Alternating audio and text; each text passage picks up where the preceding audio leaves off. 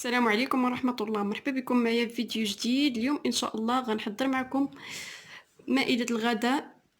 كنتمنى تنال الإعجاب ديالكم بمكونات جد بسيطة وكلها صحية. إن شاء الله غندير معكم الحوت بطريقة أخرى. كنتمنى تنال الإعجاب ديالكم، تبعوا معايا طريقة التحضير ديالها. خليكم مع الفيديو. بالنسبة للمكونات، عندي هنا شرمولات الحوت، فيها قزبورة معدنوس مقطعين صغار، تومة، هريسة، بزار، معلقة صغيرة تاع التحميرة، معلقة صغيرة تاع القرقم، معلقة صغيرة تاع السكنجبير، نص معلقة صغيرة تاع قزبور اليابس وكمون. ديروا راس المعلقة. هادو هما التوابل. وغنحتاج توم بودرة اختيارية اللي بغى يديرها. عندي هنا النخالة رقيقة، وعندي السرديل. عندي انا هاد الحجم هذا داك الصغيور كاع، تنفضل ندير هاد الصغيور، ممكن ديروا الكبير ماشي مشكل. والملحه راه ضفتها على هاد المكونات. نخلط كلشي مزيان.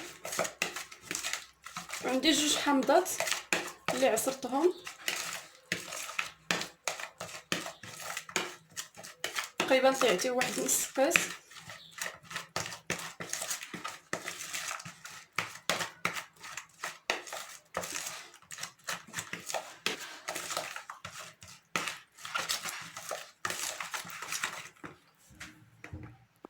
بعد ما خلطت كاع المكونات اللي عندي، غنبدا نشرمل في الحوت.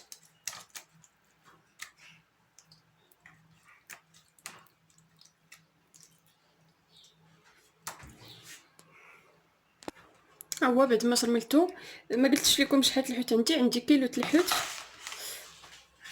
جبت مقله. بالنسبه لهاد المقله راه ما تتلصقش، ولكن ممكن تستعملوا مقله عاديه اللي تتقليو فيها الحوت، غير فرشوا فيها الورق الطهي، حتى هي ممكن تستعملوها ماشي مشكل. تندير واحد شويه تاع الزيت، تقريبا واحد المعلقه صغيره كما لاحظتوا معايا، راه درت شويه، وتندهنها على هذا الشكل على المقله.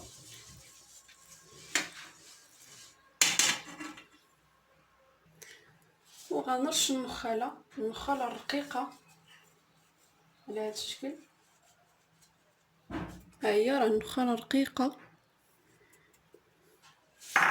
ممكن تبداو تهزوا الحوت وديروه في النخاله عاد تحطوه، ممكن ديروا هاد الطريقه هادي. وتنبدا نهز الحوت ديالي وحده بوحده، وتنتم غاديه على هذا الشكل.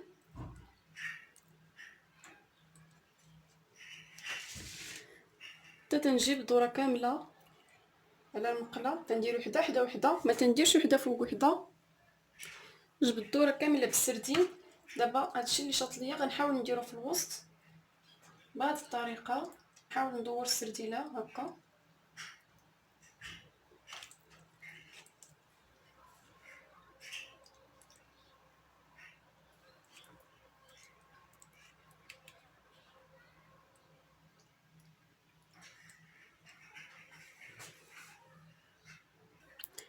ها هي النخله ديالي بعد ما كملتها كامله قديتهم. خصكم تحاولوا تستفوهم وحده. دابا غنعاود نرش عليهم على هذه الطريقه النخاله. صراحه تيجيو رائعين بهذه الطريقه، جربوهم ان شاء الله غيعجبوكم.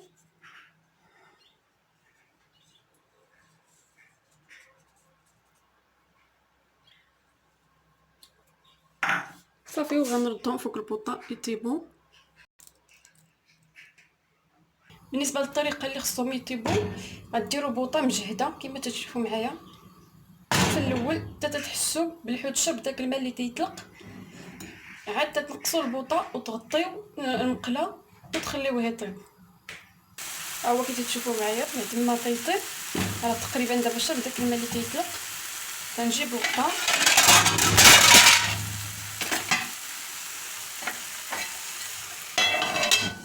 غنغطيه وغنقص عليه البوطه ونخليه يطيب. عندي هنا الخضر باش غنرافق هاد الحوت.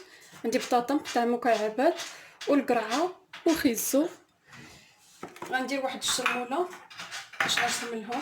عندي القزبور والمدنوس مقطعين والملحه، غندير شويه تاع قرقوم، كمون، بزار،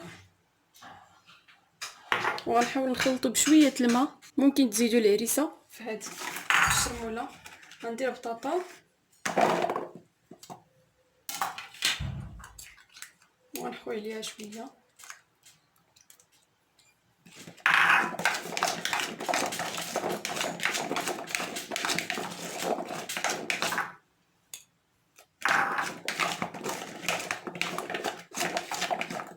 تنجيب الكوكوط تنضيفها في واحد الجهه، هاد البطاطا بهذا الشكل.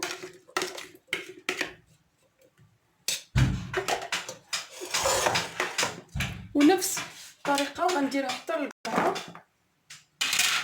وخيزو.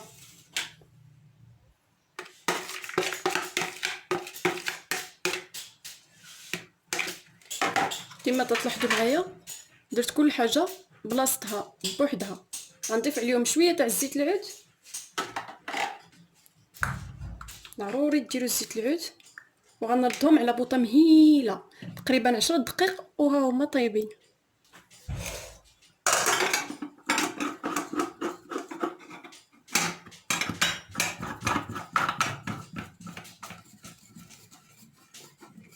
ضروري كوكوط ديالكم ديروا ليها الصفاره.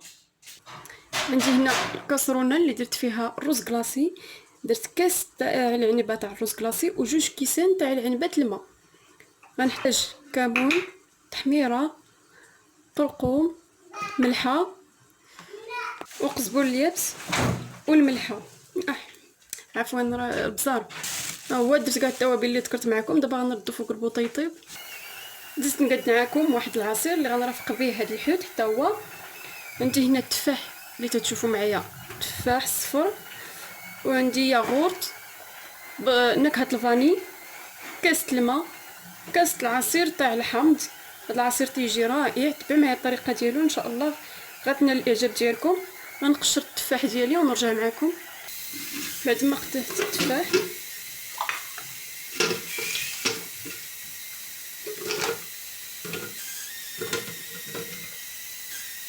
تقريبا انا عندي 5 حبات تاع التفاح، ولكن صغار، حجم صغير. ممكن ديروا غير 3. وهاد الكاس تيهز 100 مليلي. دابا غنضيف ليهم هاد الكاس تاع دانون. ممكن تضيفوا السكر، انا ما غنضيفوش، من الاحسن على حساب الرغبه ديالكم. غنطحن كلشي ونرجع معكم. اول عصير ديالي بعد ما طحنته ان شاء الله تشوفوه معايا التقديم. هي الخضره ديالي بعد ما طابت. صراحه راه طايبه. نوريكم، ها هي بطاطا خيزو حتى هو طاب. والقرام طبيعه الحال راه ساهله دغيا تطيب. ها هو الرز ديالي طاب ودرت ليه شويه تاع القزبور والمعدنوس. عندي هنا الخص غسلته. غنهز هاد السليفون ونبدا نعمر فيها الرز ونديرهم في الطباسل. هما بعد ما درت الرز دابا غندير الخضر حتى هما.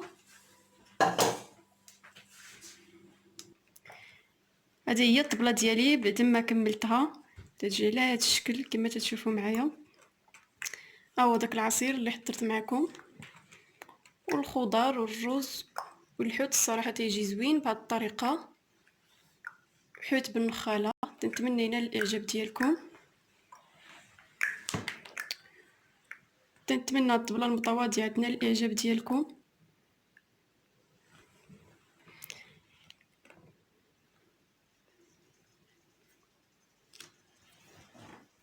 وإلا عجبكم لا فيديو بارطاجيو مع احبابكم ومع الاصدقاء باش تدوم فائده للجميع.